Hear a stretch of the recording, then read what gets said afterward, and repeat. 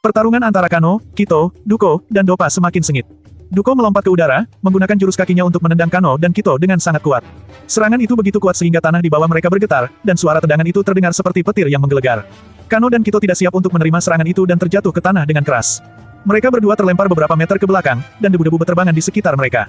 Duko tersenyum dan merasa yakin bahwa mereka telah menguasai pertarungan. Namun, Kano dan Kito tidak menyerah. Mereka bangkit kembali dan siap untuk melanjutkan pertarungan. Tiba-tiba, Dopa terbangun setelah menerima tendangan dari Kito sebelumnya. Ia duduk dan meraba-raba kata, kemudian menggunakan jurus yang sama seperti ayah Kito dengan menggunakan dua tombak yang melayang di udara.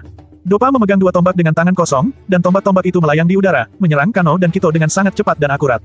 Kano dan Kito terkejut dengan kemampuan Dopa dan berusaha untuk menghindar dari serangan itu. Kano dan Kito terkena pukulan tombak itu dan terjatuh ke tanah, berusaha untuk melindungi diri dari serangan yang tidak berhenti. Namun, setelah beberapa waktu, Kano menemukan celah dan kesempatan untuk membalikkan keadaan. Kano menahan dan memegang kedua tombak itu, lalu melemparkan salah satu tombak itu kepada Dopa. Dopa tidak siap untuk menerima serangan itu dan terjatuh ke tanah. Kano tidak menunggu lagi, ia berlari menyerang Duko dengan tombak yang kuat. Duko terlihat santai dan tidak terpengaruh oleh serangan Kano. Kano memukul Duko dengan tombak itu, namun Duko tidak terluka sedikitpun. Sebaliknya, tombak yang digunakan Kano hancur berantakan. Kano terkejut, apa? Bagaimana bisa? Duko tertawa keras, hahaha. Apa yang kamu pikir bisa melukai aku? Kano dan Kito terlihat kelelahan, namun mereka tidak menyerah. Mereka mencoba berkonsentrasi dan mengumpulkan energi. Setelah beberapa saat, Kito mulai merasakan kekuatan suku negerinya mulai bangkit. Tiba-tiba, tombak yang berada di sekitar mereka mulai bergerak, meskipun pergerakannya masih lemah.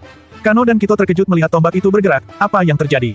Kata Kano. Kito tidak menjawab, ia hanya terus berkonsentrasi dan mengumpulkan energi. Kekuatan itu semakin kuat, dan tombak yang berada di sekitar mereka mulai bergerak dengan lebih cepat dan akurat.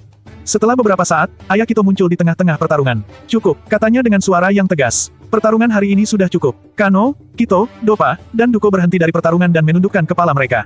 Ya, ayah, kata Kito dengan hormat. Ayah Kito tersenyum, kalian semua telah menunjukkan kemampuan yang luar biasa.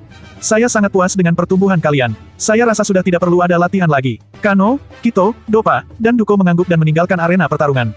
Mereka semua terlihat kelelahan, namun wajah mereka dipenuhi dengan senyum bahagia.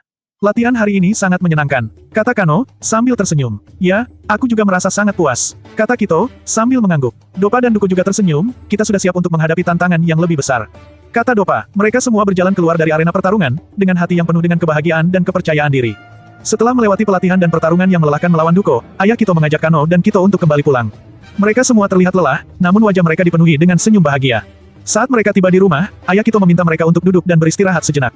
Kalian semua telah menunjukkan kemampuan yang luar biasa, kata ayah Kito dengan tersenyum. Saya sangat puas dengan pertumbuhan kalian. Ayah Kito kemudian memulai menceritakan tentang jurus-jurus yang telah dikeluarkan oleh Duko dan Dopa. Duko telah menunjukkan kemampuan yang luar biasa dengan menggunakan kekuatan yang diturunkan oleh leluhur dari suku Dayaka ini, kata ayah Kito. Kekuatan itu adalah sebagian kecil dari kekuatan yang ada di suku ini, dan dia telah berhasil menggunakannya dengan baik. Dan Dopa juga telah menunjukkan kemampuan yang luar biasa dengan jurus tombaknya. Kano dan Kito mendengarkan dengan seksama, merasa bahwa mereka telah melihat kemampuan yang luar biasa dari kedua murid ayah Kito tersebut. Ayah Kito kemudian melanjutkan, saya sangat bangga dengan kamu, Kito, karena kamu telah berhasil menguasai kekuatan atau jurus yang berasal dari negeri suku Dayaka tempat kelahiran kita. Kamu telah menunjukkan kemampuan yang luar biasa dan saya percaya bahwa kamu akan menjadi pejuang yang hebat. Kito tersenyum, merasa bahwa ayahnya sangat bangga dengan dirinya. Terima kasih, ayah, kata Kito dengan rasa syukur. Ayah Kito tersenyum, merasa bahwa Kito memiliki semangat yang kuat untuk terus belajar. Saya percaya bahwa kamu akan menjadi pejuang yang hebat, Kito, kata ayah Kito. Dan saya juga percaya bahwa Kano akan menjadi pejuang yang hebat juga. Setelah itu, ibu Kito datang untuk mempersiapkan makanan sore dan akhirnya pun mereka makan sore bersama-sama. Ayah Kito, ibu Kito, Kano, dan Kito duduk di meja dan menikmati makanan sore bersama-sama, sambil berbicara dan tertawa.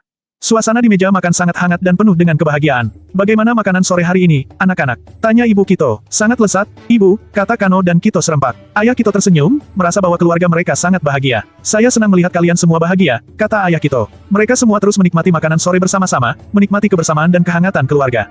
Kanuragan yang melihat mereka dari hati merasa sangat bahagia menjadi bagian dari mereka. Saya sangat bahagia bisa menjadi bagian dari keluarga ini, kata Kanuragan dalam hati. Mereka sungguh orang-orang yang baik dan peduli.